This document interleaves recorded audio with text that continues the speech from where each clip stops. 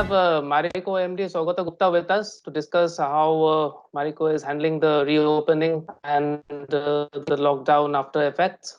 Thank you, Mr. Gupta, for joining us. Will you just can we start off with how the reopening phase is gone? Are you already producing full capacity? Are all your distributors on stream? Could you just take us through that situation first? So I think as far as production is concerned, obviously we are maintaining our strict protocols and social distancing and other protocols. So therefore we are still operating with a much lower amount of labor. Having said that, obviously we have done adjustments in productivity and other things so that we are at a production levels of 70% plus. We are also operating with a far lower pipeline in terms of stockings, whether in the depot or in the factory or with a distributor, and therefore we are managing in that way. As far as the distributors are concerned, obviously there is still a while it is opening up, there is a significant issues in some of the urban zones, like whether it's Mumbai, and now we are seeing some things in Delhi, Chennai, where there are continuously COVID cases while opening up happening. So therefore, and also there are restrictions and when the outlets are open, because it's not that the outlets are opened, all outlets are open. So I would say that in terms of distribution capacity in rural after opening up, it is far better. In the urban, it is still not at its best. Having said that, I think we are focusing on ensuring at least the high throughput outlets are covered. And also we have ensured that we have an app which we have given to consumers where they can locate which is the nearest store where they can get a Marico product.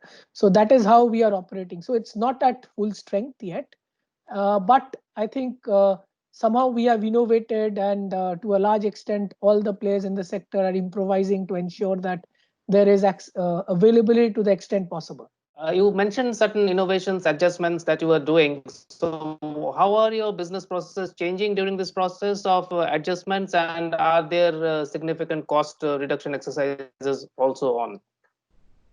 So I think the first one, as you know, is that the traditional way of order taking physically, it might not be possible for all the distributor sales reps to actually take orders today, and especially in an urban towns where there are containment zones, where there are restrictions. Although I must say that the restrictions are mostly out, but at least it's not that we are getting. I mean, there is no 100% attendance. So we have used things like telecalling and other means to automation to actually take orders. Similarly, fulfillment we are doing with a variety of parties. Sometimes also the fact that the distributor stock, we are ensuring that it is kept at a very minimum quantity, because we don't have our entire covered, whether it's the depot or the factories at minimal, because we are operating at a kind of a reduced throughput in the factories. The second thing, obviously, things have changed where people are reluctant to give market credit to a large extent. While we are extending credit to the distributors, there is credit risk. You might have also read that the tail end of the outlets, some of the outlets have also closed down maybe. So I think there is still some issues going. I mean, but I think what we have managed to do is, to a large extent possible, whether through alternate fulfillment or through alternate ways of order taking or even reaching the stocks to the consumer, we are ensuring that availability is not severely impacted. And I think the availability situation is far better than what it was in, say, the first 2-3 weeks of April as of now. And obviously, we are seeing different, there are certain places which have opened up more. And there, the normalcy, I mean, we are almost near to normalcy. Which are these areas geographically, if you could indicate? I think, if you look at it is again in terms of the non-red zones, I think are in a far better state. Some of the cities like Bangalore has opened up, and Bangalore opened up much earlier than some of the other main metros. So I think it's while Bombay is still, in Mumbai, we have a situation where while it is opening up, it is still, there are cases, and their ability to completely operate at 100% capacity might not be there.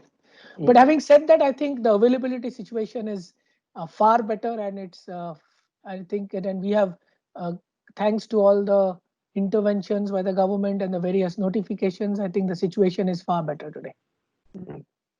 So I was looking at the stock prices, and it's kind of hovering around the 6 month high. It's kind of recovered whatever losses that were there in, say, March or April.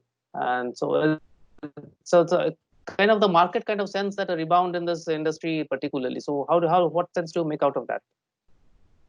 See, again, it depends on, I think, compared to the other, obviously, the FMCG sector, especially the what I call the daily items of consumption, which are staples or any other product within home, personal care, or foods, which are items of daily consumption, is most least likely to get impacted compared to discretionary.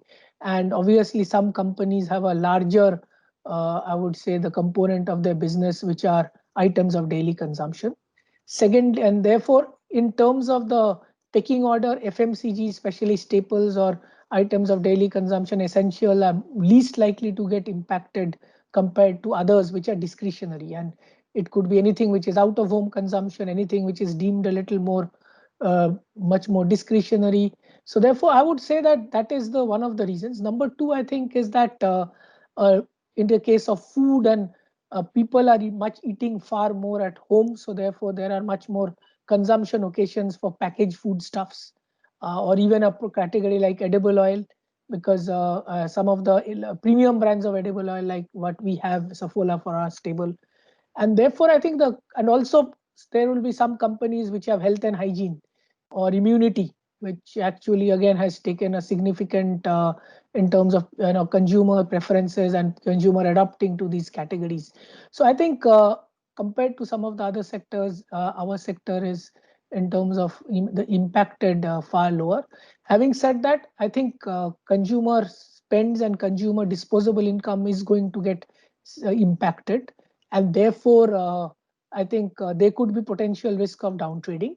There could be consumers seeking value. So therefore, it is very critical and imperative for all of us to provide value to the consumer in the form of pricing, definitely, as the next couple of months that is goes by. Okay. Okay. And I would like to take you to the my favorite subject. The you mentioned health, immunity, sanitization needs, and obviously you had said that you will be having some kind of a strategic play in that area.